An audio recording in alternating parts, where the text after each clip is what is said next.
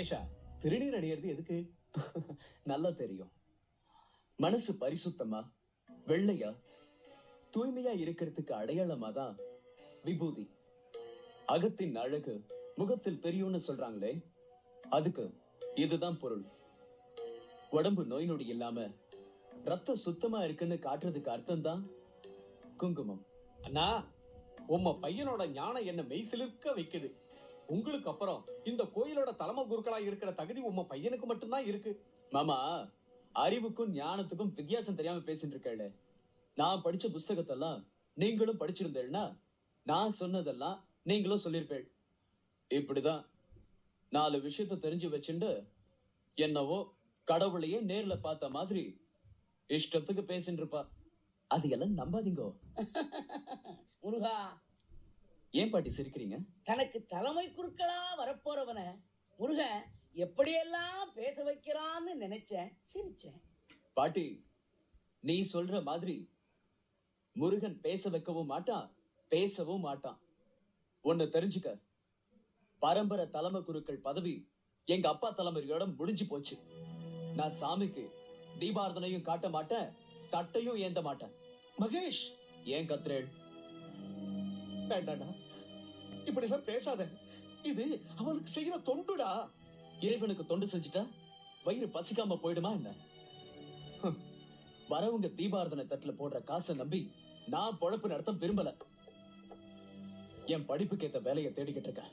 இப்ப கூட ஜாபுக்கு அப்ளிகேஷன் போடுறதுக்காக தான் பணம் வாங்குறதுக்கு வந்த. டேய் டேய், அந்த பணத்தை கூட உன் தோப்புனார் தட்டேந்தி தாட்டா தரணும். தட்டேங்கிறத அவமானமா நினைக்கிற உனக்கு அதுல வர வருமானம் அவமானமா தெரியல? அப்பா, நான் அவமானம்னு சொல்லலப்பா, எனக்கு பிடிக்கலன்னு தான் சொல்றேன். தயவு செஞ்சு விதண்டாவாதமா பேசி என் லைஃப வேஸ்ட் பண்ண பார்க்காதீங்க. என்னால உங்க பொறுப்பை ஏத்துக்க முடியாது. பெத்த கடனுக்கு நான் வேலைக்கு போற வரைக்கும் கொஞ்சம் காசு கொடுத்து உதவுங்க. வரேன்.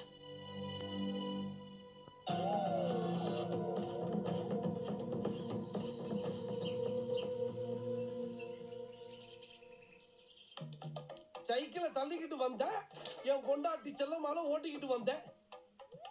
பெரிய வீட்டுக்காரர வாங்க சாம்பா, வாங்க வாங்க, உள்ள வாங்க, உட்காருங்க. வாசனை மூக்கு துளைக்கிறது, மசாலா வாசனை. என்ன மாப்பிள்ள மறுபடியும் வந்திருக்கிறாரா? இருந்தா? ஆமா, மாப்பிள்ள எங்க? மாப்பிள்ள ஊர் சுத்தி பார்க்கலான்னு போயிருக்காரு. வந்த உடனே நாகம்மா கிட்ட கூட்டு வரலான்னு இருக்கேன். வந்த உடனேயா? ஏங்க, நீங்க உள்ளூர்காரரு, அவன் வெளியூர் மாப்பிள்ள, நெளிவு செல்வி. நீங்க சொல்ல வேணாம். ஊருக்குள்ள வந்த உடனே நாகம்மாவை அவன் பார்க்கலன்னா நம்ம என்ன நினைக்கும்? 2ஆம் பட்சமா நம்மள நினைச்சுட்டாங்க, நினைக்குமா இல்லையா? அவங்க நினைக்கலன்னா கூட நீங்க நினைக்க வச்சிடாதீங்க. மாப்பிள்ள வந்த உடனே காணிக்க தட்டோட நேரம் வந்து நாகம்மா கிட்ட ஆசீர்வாதம் வாங்கி வைக்கிறேன். வாங்க மாப்பிள்ள, வாங்க வாங்க. ஆமா, என்னம்மா அஞ்சல, நல்லா மாப்பிள்ளைக்கு ஊர்ல சுத்தி காமிச்சியா? ஊருக்குள்ள என்ன இருக்குது? ஒரு எருமை குளம், 2 பனை மரம் எல்லாம் இருக்கு. ஆனா கோவில் இல்லையே. கோவில் இல்லாம ஊரே களையிழந்த மாதிரி இருக்குமாமா. மாப்பிள்ள, இங்க கோயிலும் கிடையாது, வழிபாடும் கிடையாது. எனக்கு நினைவு தெரிஞ்ச நாளா இந்த ஊர்ல நாகம்மா தான் கண் கண்ட தெய்வம். முன்னுதற்கரிய சூரா, பானுகோபா, பிரம்மராட்சசா, சிறுமுனி காட்டேரி, கோத மகாளமுகி, அகோர கண்டங்கோர, வில்லி சூனிய அஷ்டமோகினி, சாகினி டாகினி, பிரம்மராட்சசா.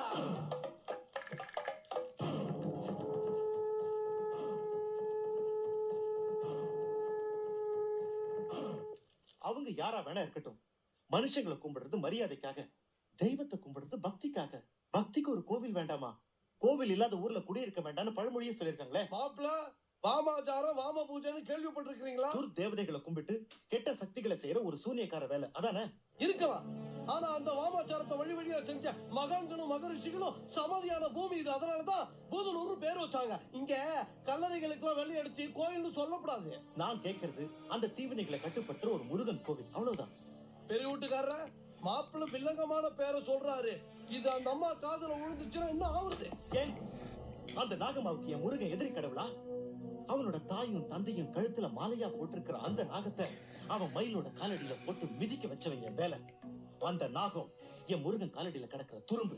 மாமா, நீங்க எனக்கு 5 காணி நிலம் சீதனமா தந்தீங்கல்ல, அதுல அரக்காணி நிலத்துல ஏன் செலவுல நான் முருகன் கோவில் கட்ட போறேன்.